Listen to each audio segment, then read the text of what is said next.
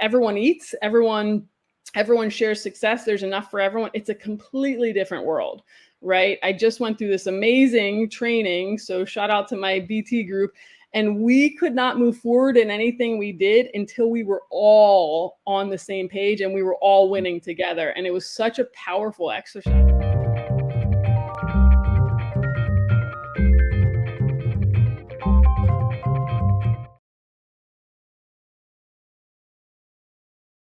Hello and welcome back to Levelin Up with Brigham Blackham. I'm so grateful to have my friend Tamara Book on today. We're going to be talking about how the obstacle is the way to profits. Now, Tamara, she's got a background in real estate investing. She's a phenomenal entrepreneur. She's a she-boss in every sense of the word. And I'm so grateful to have you on today. How are you doing today, Tamara?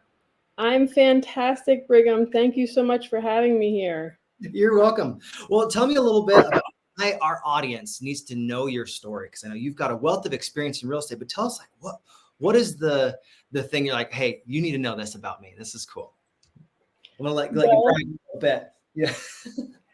Sure. Well, this might be a shocker, but I never, ever thought I'd be in real estate investing. And it kind of fell into my lap. In fact, I was in the corporate world. I was working in the fashion and entertainment industry. And you know, life kind of puts you, well, you make some decisions, you meet people, and it puts you on a track, and it just makes sense, right? So long story short, I love what I was doing. I had some amazing opportunities in the fashion and entertainment industry. But it just, it kind of was going into a dead end. I wasn't hitting my goals. I wasn't having the time freedom that I wanted. So I knew there had to be a better way. And then I stumbled into real estate investing and entrepreneurship.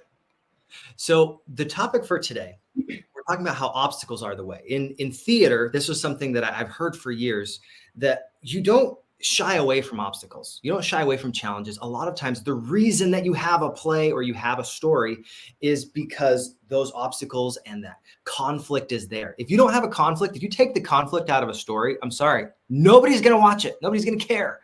So in real estate, I know when we were talking, this is something that you're really passionate about, is recognizing those obstacles are actually the way to profit. And let's talk about why you feel that way.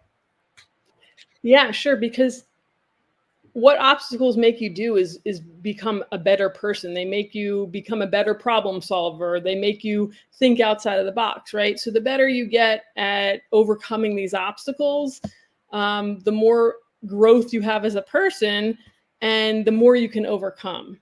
Yeah, I love that. So for me, this is something that I learned as an actor. I thought was interesting. Now, the way you really dive into a character is you figure out what is it that they want. More than anything, you find a super objective. And this is made up of all the different desires and wants of their heart, what they want. And when you can find and identify what they want, then you just figure out, all right, now, what are the different tactics that I'm going to go over, around, through all these different obstacles or challenges that pop up? I know in real estate investing, we're glorified problem solvers. We find a challenge that somebody has. Like, what do they really want? They're a motivated seller. They want to get the pain to go away, or they want to no longer have to think about collecting rents from someone that will not pay. Whatever that challenge is, what's one of your favorite obstacles that you've noticed in real estate investing? You're like, man, this is who I serve. I love to solve this specific challenge. That's a good question, and that's changed over time. I think right now what I've really fallen into is, and I'm really loving it, is empowering women to kind of take their lives to the next level, whether it's their relationships or being a better mom, and being able to do both, run businesses. And it's not just real estate investing, right? It's entrepreneurship as well. And be with their kids and provide and be with their families and their husbands or whatever, and also be able to run their businesses. I think there's this, you know, thing out there that it says you kind of have to do one or the other, and you can't do both. And it doesn't necessarily mean you can not do both, but just figuring out, maybe I do this for a while and then I come back to doing this and add it together. Does that make sense? Yeah, I feel like I've heard it said this way. A lot of times people think life is delineated that it has to be this or that, right? You have to solve this problem or solve some other problem. But when you say, I'm willing to do this and that, You add more value by saying, you don't have to give up your spirituality, your personality, all these different things to run a business. You can actually choose both. You say, hey, you know what? I'm going to be balanced in this part of my life and this part. The power's in the and. That's what I'm hearing. Is that what you're trying to say? Exactly. When you use and, it kind of opens up space in your brain that you might have kind of, yes, it opens up the space to create both instead of just one. I love it. Now, when we're talking about obstacles, now real estate investing has thousands of different types of obstacles. You know, maybe you have a life change, someone has a divorce, or they have a catastrophic injury and they no longer can pay their mortgage. What are some of the ways that you've been able to identify those types of challenges and then use that obstacle to be able to create profits?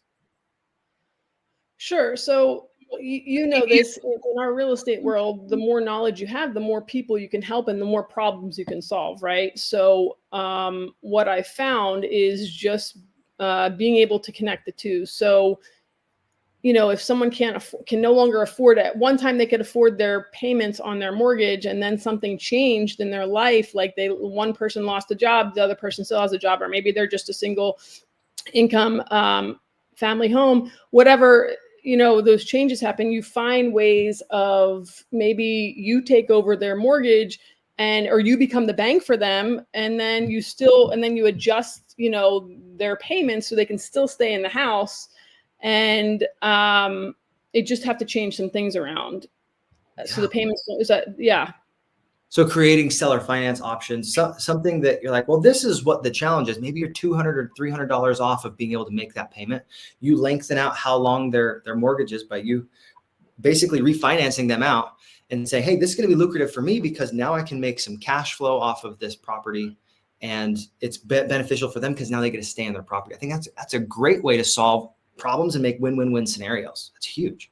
Exactly. And they don't have to uproot their lives. If they have kids, they don't have to change schools. In fact, we've worked, you've helped me run some numbers on deals on seller finance properties that I've done, just like that. So yeah, exactly. It's a great example.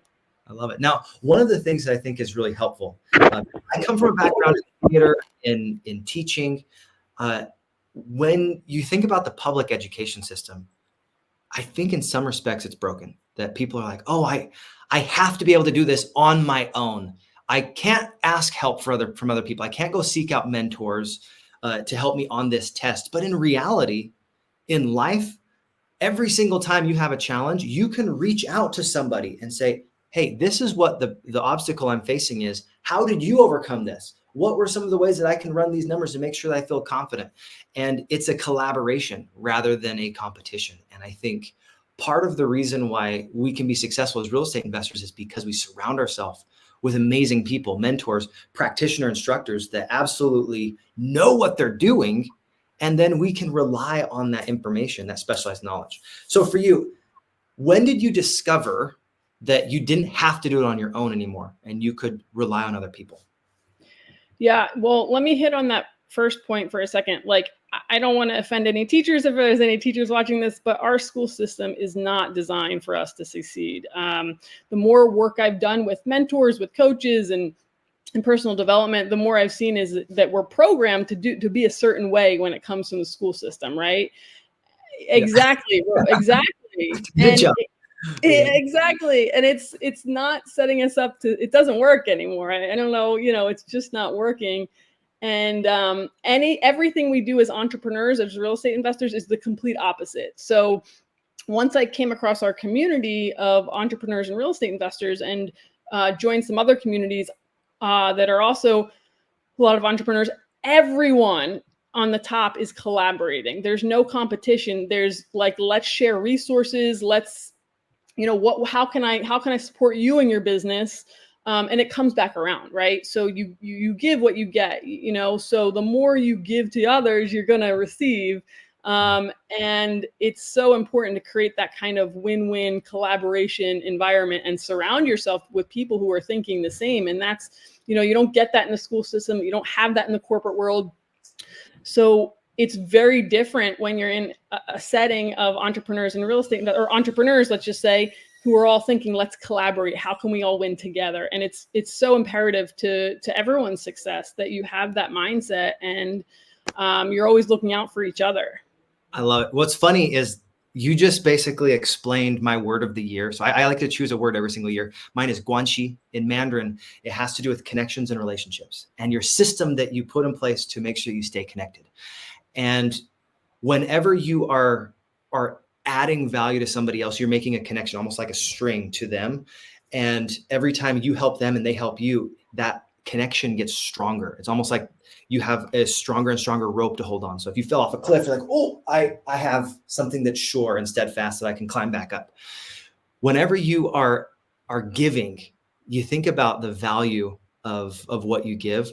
I think if we are able to consistently help other people, not just by what we're learning, but by saying, hey, I'm going to share resources. I've got an idea. How could I help you here? And instead of thinking, hey, we have to compete all the time, what if we collaborated and you find ways to add value to so many different people? I mean, you've added value to my life so many different times. We've been on calls for the last 3 years. Most mornings I'll see you on there, and I really appreciate the insights that you share. And it's one of those things that when you realize you don't have to go at it alone in business, you actually, together, everyone achieves more. I like the little acronym team, right? Together, everyone achieves more. Every obstacle is an opportunity, and you don't have to do it by yourself. You know, in life, it's very different than school. School, you learn the lessons, you learn the lessons, you learn the lessons, you learn the lessons, and then you take a test. And in life, it's the opposite. You get tested, and then you're like, oh, now I learned this lesson from that test. And I think real estate investing, in business, in all that we do as a human being, we are often tested first, not after we've been developing for a while. So Tamara, for you, what is one of the biggest tests that you've had? We could call it a learning opportunity in real estate investing that you're like, I'm so grateful I went through this because now I can share this valuable lesson with somebody else and they don't have to pay full price for it. Oh, it's hard to just dial it back into one thing. I will say one or two. You can say two. No. I don't want to hit on something else. You brought up a really good point. But let me answer this first. So the biggest thing I could say is work on yourself, because I think the biggest obstacles I've had is getting in my own way, whether it's from past situations or just a mindset that I have to shift. I think once I've gotten those things clear and I've become the best version of myself, I can take on anything, you know what I mean? Any obstacle that comes my way, but you really have to be in that mindset and you have to do the work to get yourself ready for that. And I think that's really one of the most important things when you're taking on when you're getting ready to level up, you know, when you're getting ready to take on any new entrepreneur, anything new you're taking on, any new business. If you want to grow your real estate business, anything, you really have to be the best version of yourself. That's I found the biggest obstacles have been getting over stuff that I've had getting in my own way. And you know, something you brought up that's really important is we live in abundance, right? But we're not taught to live in abundance. We're taught to live in scarcity. Scarcity is there's not enough for you, Brigham, so I have to get there first and I have to get what I need and then you can get there. Exactly. Yeah. And it's such a terrible way of living. It's a terrible way of being. And that's what's taught in corporate. That's what's taught in schools. So once you can transition into being in abundance and everyone eats, everyone shares success, there's enough for everyone, it's a completely different world. Right? I just went through this amazing training. So shout out to my BT group. And we could not move forward in anything we did until we were all on the same page and we were all winning together. And it was such a powerful exercise. There were times where there was like 3-hour delays because we weren't all on the same page. We weren't all aligned. And it was really powerful when we all got each other and we stood for each other and got each other over that obstacle to the next part of where we had to be. So just being in an abundance mindset is so important. And, you know, I think on a bigger scale, we wouldn't have nearly as many problems in the world, like all the craziness that we're living through right now. It wouldn't be there if we were of more of an abundance mindset. Like these wars, like, you know, it's all because people are in scarcity, right? We can't be in the same place. There's not enough. I think that's a great point. Abundance is something that you don't necessarily have ingrained in you in school. You have to really go out and search for people that have that mindset and start to learn from them. One of the things that I love about our community is you find that when you are around other people that have an abundance mindset, that they say, hey, you know what, I'm going to share this with you. I'll give you this insight. I'll help you in any way that I can. Suddenly you start to be more generous. And I think generosity is one of the superpowers of those that have an abundance mindset. You don't have to be stingy with your resources. You don't have to be stingy with all these different things that you are experiencing, because you sharing your knowledge doesn't diminish the fact that you have the knowledge. It doesn't stop you from being able to remember it. Every time you share that knowledge, it actually gives you another tie or another connection to different people, and it strengthens the knowledge that you have because you used it. Now, is it okay if I share a little story? I was doing some research today because I get to do a little talk in a group today. You ready for this? This is a fun story. So awesome. I was doing a little bit of research on an actor from the 18th and 19th century. This actor, his name, let me pull it up really quick. His name is Johnson Forbes Robertson. Now, he was known as like the best Hamlet of his age, right? But he had this specific thing that he did that I think was phenomenal. And I think it really applies to understanding how obstacles can create profits. He had this role where he had to be a phenomenal fencer. He had to be able to look the part and really perform at a extremely impressive way, so that his entire audience had to believe that he was the best in the world. And what he did, instead of just hiring random people to teach him how to go through the basics, he modeled and mimicked the very best in the world. He went and watched it. He modeled exactly what they did when someone was trying to stab him. He would parry.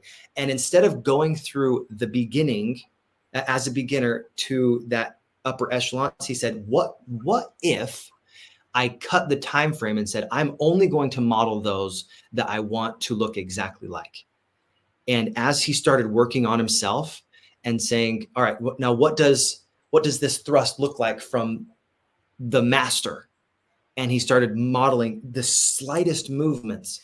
And eventually he was able to compete at a high level as someone that didn't go through the basics, didn't go through the intermediate. He started at the master level because of how he modeled those that were the masters. Now, when you think about modeling masters, you're modeling people that have gone through extremely challenging obstacles.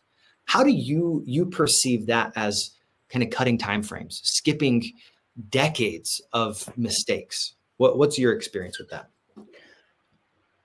I mean, I've paid a lot of money to learn from those people because they're going to get you there a lot quicker. Like, why reinvent the wheel? I'm not saying like you can't be creative in some areas, but why reinvent the wheel when you have these amazing mentors or coaches or people who are doing the best of the best in where you want to be? Emulate them. Any successful person will tell you they found someone and duplicated how they got there and learn from them, you know, in every way they could.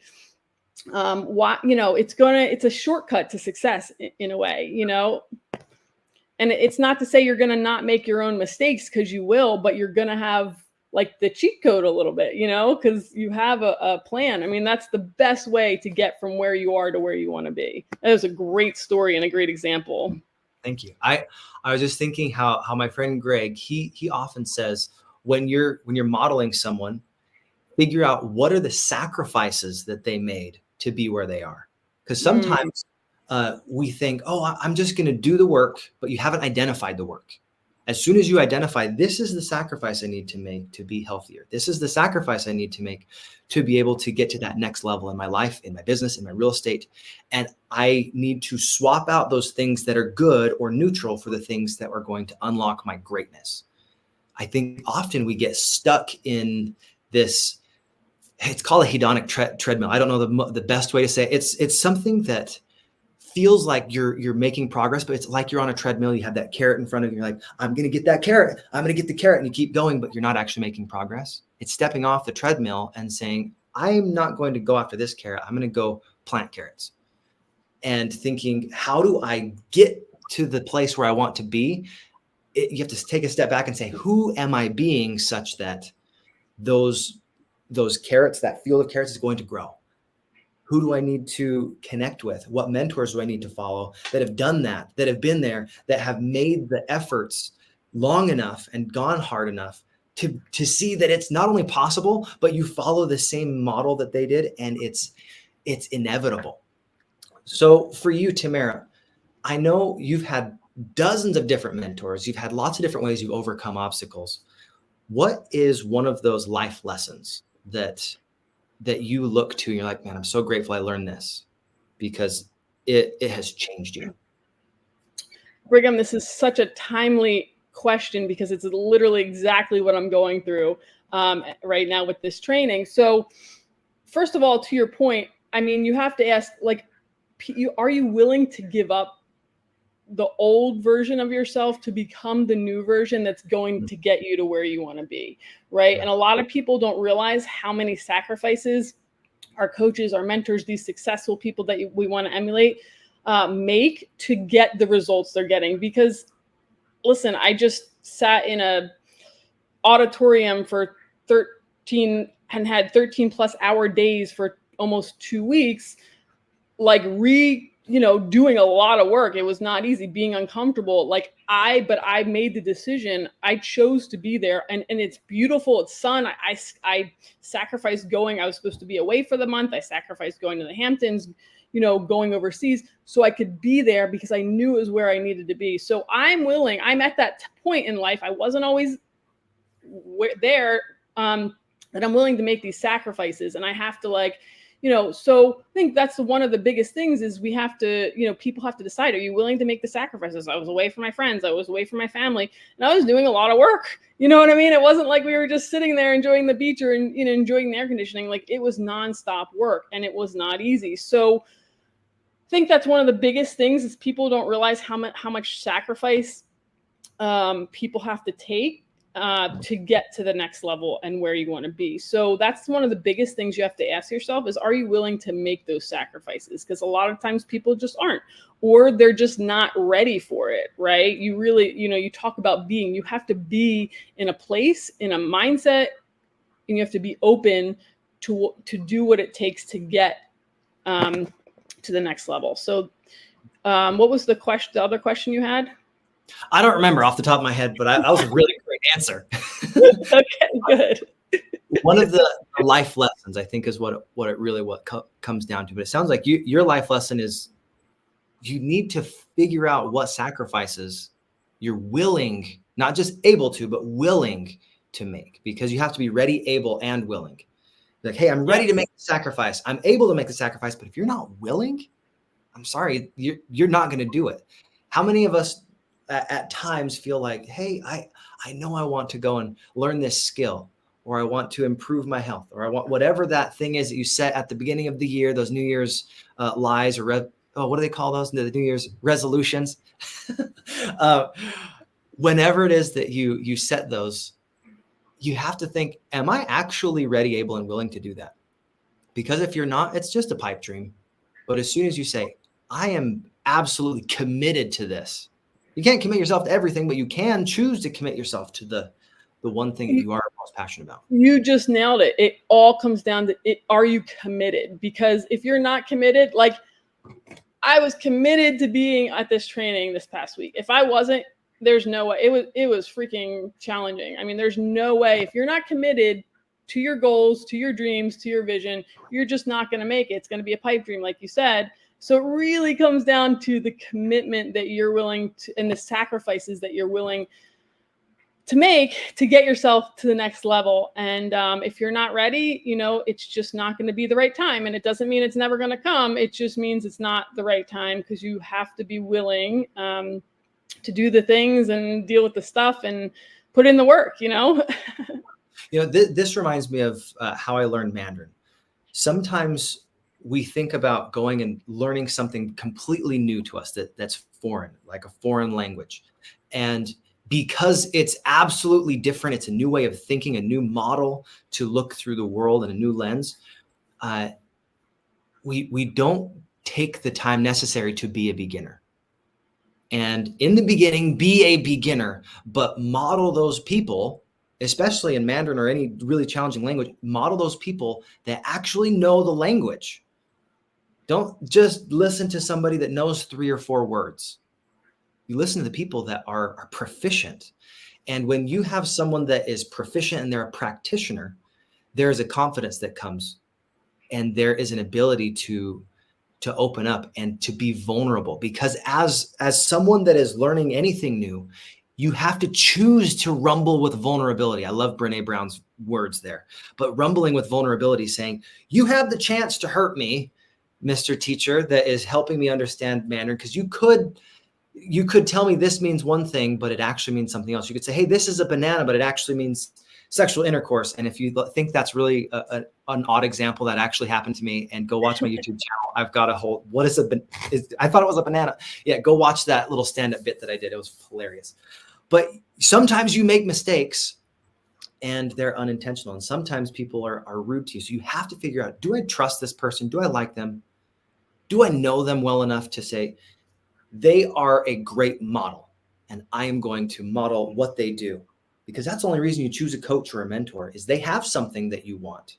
It could be a lifestyle that you enjoy, or a community that you're like, man, they have such a great support system, or they have a system. They're like, I know if I plug into that system, I'm going to get great results. Or they have an admiration that they have people that look to them and they praise them and they give them all these different things, or they have proof that it works time and time and time again.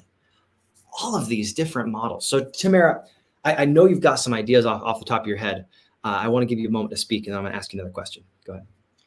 Yeah, I just had something in my mind and I lost it. It'll come back to me. Oh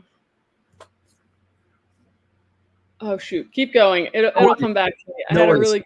When you are selecting the people to model, I really do think it comes down to, do they have what you want, and are they being who you believe they are supposed to be? My friend Greg says there's only 2 things that people really want to know about you and your business. Are you who you say you are? And do you do what you say you'll do? That's it. And then you just iterate that over and over and over, and you build confidence. And then as people build that know, like, and trust factor, you're able to add more and more value. So look like you got your idea. Go. Yes, that's really true. Like you you have to connect. You have, obviously, the mentor or the coach that you're working with has, like, the reason I got into the training is because the mentor that brought me this training has the results that I want. So she basically was like, listen, I have this ticket for you, pick the dates, right? And I that's why I moved all the things around that I did to get to this training, because she is, really emulating the life that I want to work towards. So you have to have that connection, you have to have that vision, and you definitely have to be aligned with the person that you're coaching with or mentoring with. That's super important, because if you're not, and listen, I've had a lot of coaches and mentors, and I truly believe that whoever was coaching me or mentoring me at the time was meant, that was who I was meant to be coaching with at the time. And it's not a bad thing. You do outgrow people. It's not a bad thing. And I think the important thing is to be grateful for the time and the experience and what you learn from that person. And sometimes, they stay, I'm in touch with mentors I've had when I was, like 15 and 13 years old, like, and just people that I looked up to, and sometimes you keep that connection until sometimes you don't. And it's just important to be grateful for what you got from them, because I truly believe that everyone comes into your life for a reason. And those people are definitely there to for a reason. And it's great to have people like that. I think coaches and mentors are so important, whether it was sports or business. Literally, I was just thinking about this since third grade, I've had some kind of coach or mentor, and it's been such an important part of my life and my success, like a pivotal part of my success. So Tamara, this was one of the coolest distinctions that popped into my head while you just shared that. I'm reading a book. I had Joan Robinson on my podcast the other day, and my favorite part of her book, she talked about the difference between coaching and training. And this is exactly relevant to what you're just talking about. Coaching is basically saying, you know what? I'm going to draw greatness out of you. I'm going to extract what is inside of you, find the juice that is going to create your superpower. And it's like pulling things out of a person rather than filling a person up. Whereas training is filling that person up, giving them more experience, having their cup overflow with ideas and skills and an understanding. And that distinction of figuring out, is this person going to fill me up, right? Or is this a training that's going to be filling me up so that I can now go do more? Or is this someone that's going to squeeze out of me the things that I already have inside of me? That's a massive distinction. And your mindset about anything that you do in interacting with a coach or a trainer, if you have that type of mindset, say, what is that coach going to do to help me be my very best? Versus, what am I going to gain from this training to allow me to apply into my business, or all these different things that will allow me to overflow and have that cup just overflow so that other people can come around and fill their cup based on all that overflowing knowledge and experience. Yeah. So, I think it's really important to be self-aware as to where you are. Like there are times in my life where I've needed coaching, like this past training that I'm in the middle of is coaching. And there are blind spots that's the thing, right? Coaches see the blind spots and they know they're trained to coach it out of you, right? To get you out of your own way, so to speak. And, when you're coaching, you're going, like in my experience with coaching, you have a lot of exercises that you have to go through to maybe get out of a pattern that's not serving you and recreate a new pattern. Like that's a lot of what I'm doing right now, is recreating new patterns that might not be serving me. And it's a combination of, like what you said, being and doing, right? Because and then there's training where you just get information and it's filling you up. You have all this information. So the way I distinguish the two is sometimes, and it's just being self-aware. Sometimes I need new information for my business to go to the next level. And then just knowing when, all right, I'm ready. I've got enough information. Now I have to start doing things, right? I have to start applying the information. And I'm thinking in my mind of two different coaching and training experiences that I've gone through in the past that I was it was just in different parts of my business, but both of them were really important for where I was at the time, right? This coaching that I'm going through now, like I had to, it was the perfect timing. It was exactly what I needed. And it's going to definitely help me skyrocket to the next level because there's new patterns that I'm creating that I didn't have before. And it's just, it's the experience of doing them though, that is going to get me from where I am to where I want to be. I love that. That just reminded me of this idea that as you're working on whatever it is in your business, whatever time frame you are, everyone's a little bit different. But as you're working, you can't force an aha moment. Nobody can force that. But as a trainer or as a coach, you have these moments where you suddenly have that blind spot removed and you're like, oh, I finally see. I can get this now. Because if you have a great mentor, they will start to take those perceptions that you have and say, is that story actually serving you? Is this the thing that you want in your life? Or are you going to find another way to think about that? Is there another way about, attacking this obstacle? Is this even the way that you want to go? Are there other ways to go around it, through it? Do you need to break through this? And are you using a little hammer or using a jackhammer, right? It all depends on what your goals are. And I think it's so interesting. Whenever we have have a big challenge. I mean, when we're in the moment, it feels like it's overwhelming. But sometimes we take a step back and like, oh, wow, that really is making a mountain out of a molehill. So Tamara, in the last 2 minutes we've got here, tell me, what is a question about this obstacles to profits that I haven't asked you that you're like, man, I wish you would have asked this, because this is a really important part. Go ahead. Wait, I'm gonna go back because I did just remember my thought before. I'm just gonna hit it real fast because you brought up a great point. When you're a beginner, be a beginner. Make the mistakes. Do the shadowing. Like, learn from the mentors. A lot of entrepreneurs come into being an entrepreneur or a real estate investor and they want the results right away. Like, I did that. Like, I came in thinking, oh, I'm going to crush it. I'm going to be most successful. I'm giving it a month. You know what I mean? And it's just not realistic.